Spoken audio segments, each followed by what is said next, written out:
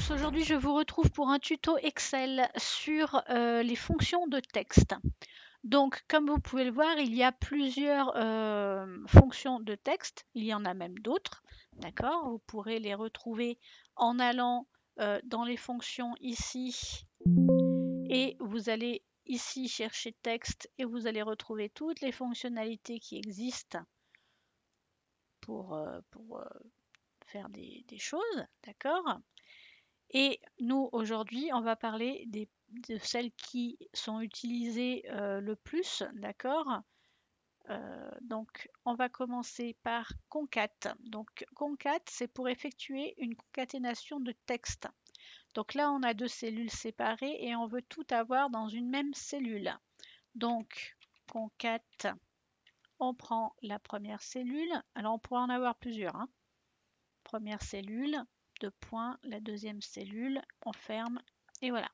Attention, ici, effectivement, il n'y a pas d'espace entre les deux cellules. Donc, du coup, il faut bien rajouter un espace. Donc, on va mettre les guillemets pour du texte, un espace, des guillemets, les deux points, les points-virgules là pour séparer les deux et on fait entrer. Et là, on voit bien que l'espace a été rajouté et que c'est correct. On peut substituer un texte par un autre, c'est-à-dire que là, dans Je m'appelle Céline, je voudrais changer le prénom, par exemple. Je vais juste faire égal, substitute. Donc, dans ma chaîne ici, mon ancien texte, c'est Céline que je veux changer, et je veux le changer par Romain. Attention, c'est du texte, on n'oublie pas les guillemets.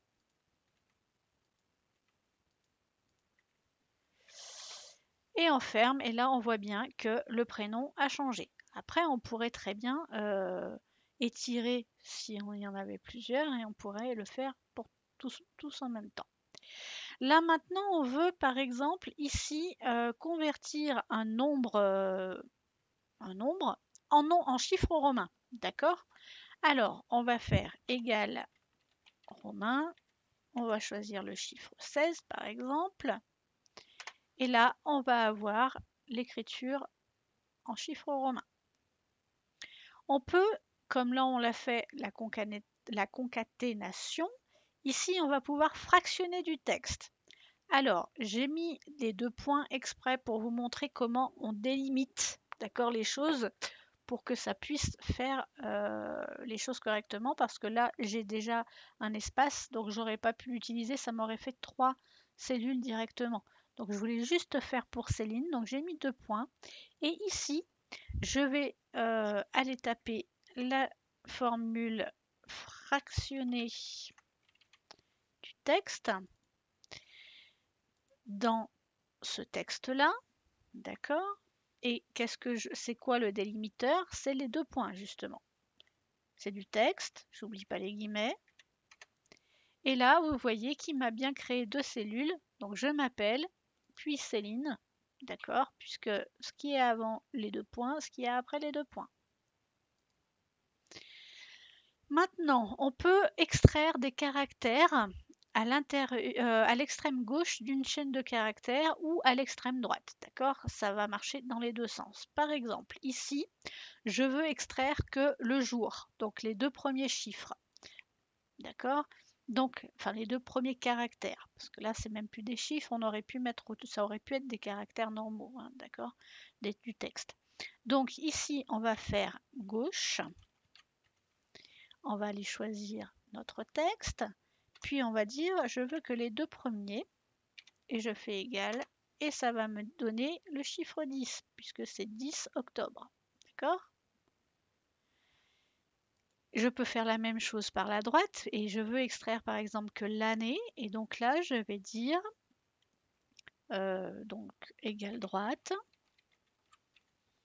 dans mon texte, et je veux les 4 derniers caractères. Voilà, et là j'ai bien mon année. Maintenant, je veux tout mettre en majuscule ou tout mettre en minuscule. Donc ici, par exemple, je veux l'avoir en majuscule, donc je mets majuscule et je choisis mon texte, je ferme la parenthèse et vous voyez que ce qui était écrit avec la première lettre majuscule et tout le reste en minuscule va tout se transformer en majuscule.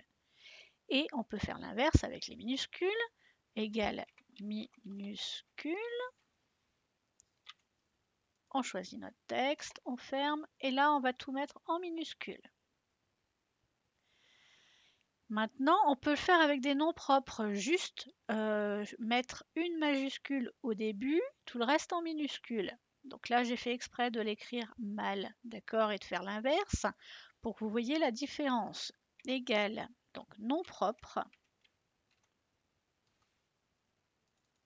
On choisit notre texte, on ferme la parenthèse.